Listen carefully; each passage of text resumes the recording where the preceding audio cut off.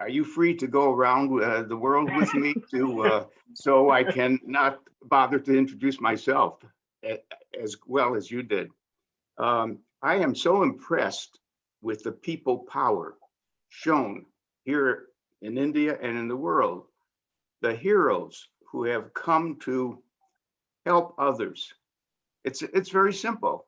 It makes us a civilization that we who were fortunate enough to have our needs met care about the needs of others.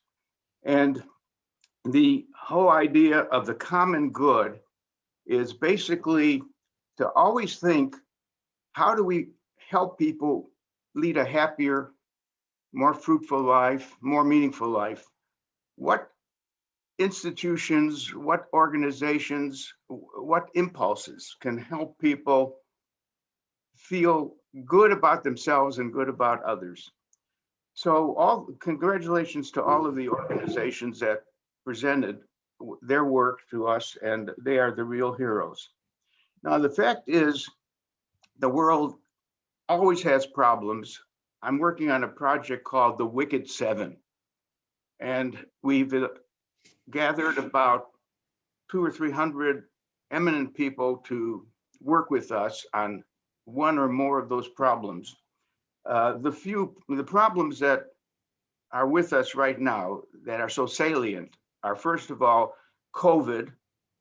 We've got to lick that pandemic and get back to either normal or a better normal. The second problem is hunger. And hunger is inexcusable. Hunger is inexcusable. And it's not just in one place or another. The United States has hungry children, and we have food lines, and people need to do something about that problem. And I think that has got to be always have our attention. We must reach a point of zero hunger in the world. The third problem is climate change. And we're going to turn more of our attention to that, because if you look at a map of the world, you will see signs of hurricanes in parts of the world now, floods in parts of the world, wildfires, droughts, extreme heat. And all of that, or most of that, is related to climate problems, namely greenhouse gases. We are warming up the earth, and that means that ice is melting in the Arctics, and therefore flooding that will come down everywhere to all the cities that are on coastal areas. And so we got to take very seriously those steps that turn us as citizens into what I call more mindful consumption and more mindful production. Let me explain what I mean. Of course, people who are hungry, it's not an issue of mindful consumption. It's a problem of not having enough food to eat. But there's a lot of people in the world who eat the wrong things. Their health is being sacrificed slowly. They are eating too much. And fortunately, there's a little revolution going on. There are 5 groups that I have detected who are concerned. One is the group called Sane Food Eaters. Those are people who've decided not to eat meat. They are vegetarians and vegans and so on, because they don't want to kill animals. And it's not healthy. What's healthy are the grains that grow for us in nature. And then there's a second group called degrowth activists, who think that we're spending too much time growing the world's economy. And of course, we want everyone to have jobs and food and so on, but Are we uh, are we consuming too much? As a matter of fact, as a marketer, I'm really an economist interested in marketing. But as a marketer, my profession is undergoing a crisis. In fact, it our job technically, before climate change became apparent, was to get all of you to buy more and eat more and wear more clothes and have more pairs of shoes endlessly, endlessly. And therefore, today, how do you square that with the idea of a world that has hunger, that has insufficient number of jobs? So, as a marketer, I say, I, I really don't want you to, I just don't want to help every country sell more cigarettes. By the way, I've never agreed to ever help a country sell a vice product, an insane product, including alcohol, by the way. So the point is that the crisis is not apparent yet to the marketers, but they're going to be asking themselves, what what's the purpose of what they're doing? Just to get growth for growth's sake without spreading it well enough. There's a third group, by the way, called life simplifiers, who think there's too much stuff in their homes. They would like to get rid of it. And by the way, that is part of that movement called the sharing society. Why should I buy an automobile when my friend next door has an automobile and we can use it together? Or we know about the hotel industry is facing this group, Airbnb, where people are renting extra rooms in their home instead of people needing to go to a hotel at a much lower and probably at a more friendly level of service. There are climate activists who think the planet is getting so hot that they've got to change their behavior. And a lot of others are what I call conservationists. There's a company called Patagonia, which is very interesting. They sell you your clothes, your jackets, and so on, but they say, please use them for a long time. Don't throw them away for a new one. Sew them up if they are damaged, or give them to someone else, because we don't need to make endless clothing in this world. And in fact, the latest thing is that Patagonia decided it's not only going to sell new jackets, it's going to sell used jackets. In fact, somehow some jackets got to be used goods, and instead of throwing them away, they're for sale too. So that's a conservation ethic, that we should stop making a new automobile every year with a minor new feature in order to sell more automobiles. Why don't we get more basic about what the country needs to, the world economy needs to make? Now, I wanted to just say a few things about, well, mindful consumption is my good friend Jagdish Sheth, who many of you from India know. Professor Sheth wrote an interesting article on mindful consumption, and I hope you'll get a chance to look it up. But I also think we need more mindful production by business. Business has to have its eye on waste, it has to actually, an intelligent and smart business firm will check into their suppliers, and they will not use suppliers who are wasteful or who are careless about mindful production. Let me give you an illustration. Walmart knows that the suppliers are going to send trucks load of merchandise to Walmart, but they've noticed that the trucks being used by some of their suppliers are so inefficient, so fuel consuming. They use so much fuel that Walmart has said to some of these suppliers, we can't use you. You'll have to get rid of your trucks and buy better trucks that do not create so much toxic air, or we will not buy from you. So mindful production is as important as mindful consumption. And I've been interested in social values too. A lot of our talk is about sustainability, but also social values. And when I see the list of wicked problems, I'm going to add to the idea of the COVID problem, the problem of hunger, the problem of climate change. I want to add two more. Inequality is a major wicked problem, and so is racism or ethnic discrimination, whatever. Now, with respect to inequality, I wrote an article recently, Billionaires, Can You Help Us Save the World? And it is true that there's been so much redistribution going on. Now, redistribution is what we want, don't we? We want the money, the wealth to be fair around the world.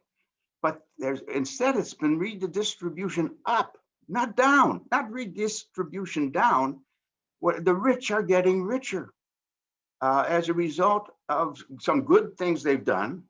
They've created marvelous enterprises that employ hundreds of thousands of people. But in the process, the working class is still where it was. It is not paid a living wage. When we talk in the United States about we got to go from $7.45 an hour to at least $10, at least 15, and 15 is what we're talking about in some cities, and that's not livable in my country. That's still not a livable wage.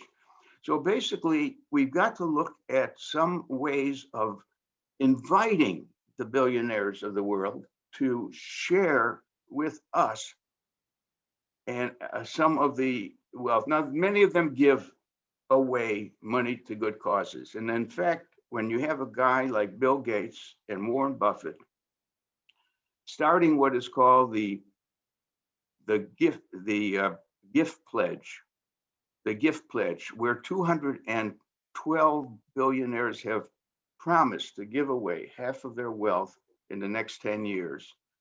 And you can see it on your cell phone and see who they are. And we want to compliment them for caring enough to share happiness with more people. So I'm going to say just the final thing, and that is I got very interested in this question. The question is there any part of the world that we can look at to learn from about what is a good society? What makes up a good society? And my eyes started to focus on the Nordic countries. And what did I see? Now, the Nordic countries happen to be Denmark, Sweden, Norway, Finland, and Iceland. And what I find there is that when we measure happiness in a country, and we have pretty good studies of the level of happiness by country, the Nordic countries are all in the top 10 for happiness. And then when you take another measure, instead of gross national happiness, take the one gross national well-being. Well-being, you're healthy.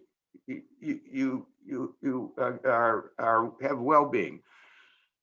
The Nordic countries are again in the top 10. And so we ask, gee, every country should be high in happiness and high in well-being. So what is the secret? And it's simple. The Nordic countries have made certain situations necessary. One of them is an excellent health system for everyone. The second is college education for everyone. You don't have to say, I can't go to college, I can't get educated. It's free. The next thing would be childcare, good childcare from pre-kindergarten through K-12, paying attention to children and so that they really have a chance to grow up well. And old age people, aged people, taken care of in one way or another because maybe their families are not able to even help the parents, the older parents. So what I find in the Nordic countries is a model that's very simple.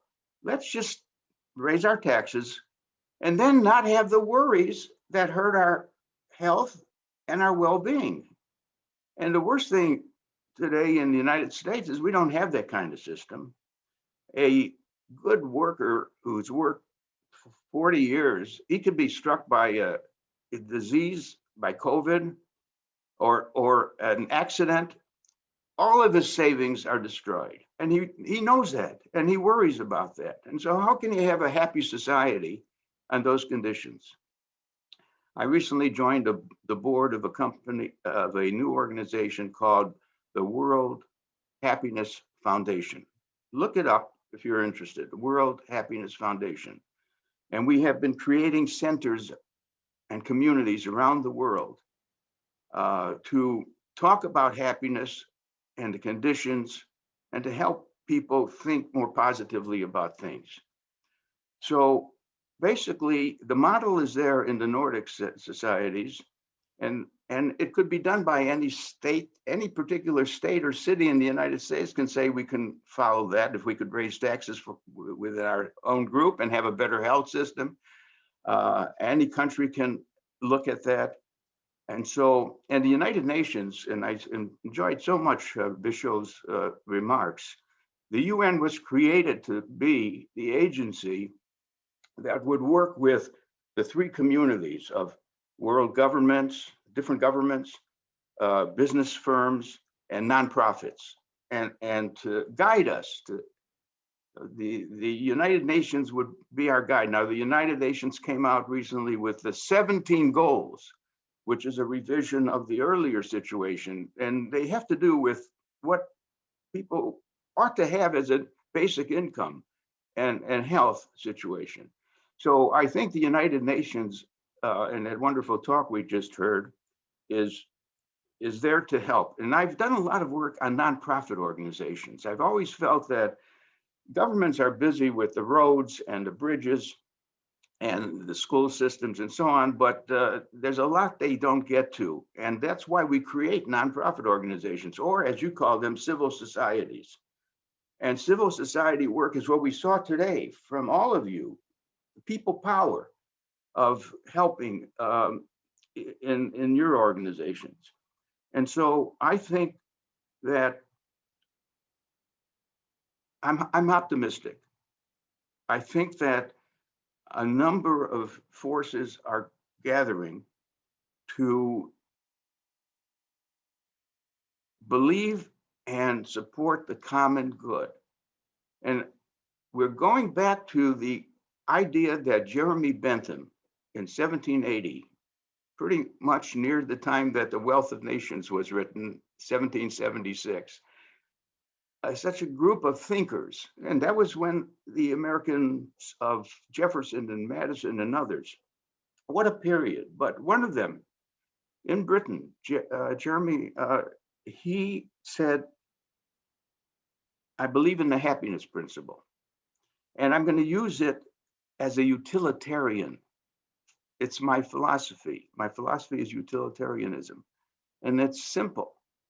When we vote on a proposal, we must ask, not is it good just for me or for my family or for my city or state? Is it good for the people involved? Will the vote create, if I'm choosing between two proposals, which one will create more net happiness? Because most proposals, if passed, are going to make some people unhappy. But if a proposal is going to make more people happy than unhappy, it's a good proposal. That's how simple the common good is as a philosophy. And all the social movements in the country and the world that have been successful have really the women's movement, the consumer movement, the labor movement, the environmental movement. Those are all for the common good. And yet there are people who don't like these things. There may be, their power is diminished by these things. By some men's power is diminished by women, and so on and so forth. But we got to stay and always ask all of you who are interested in people power and democracy and so on, what is the common good? Are more people happier with that proposal if it were successful, or more people unhappy? And that is my guideline for developing my principles and ideas. Okay, I better stop, but thank you so much for inviting me. The RISE organization 2021 did a marvelous job, and they will do it, I'm sure, in 2022. So good luck to RISE and all the values you represent. Thank you.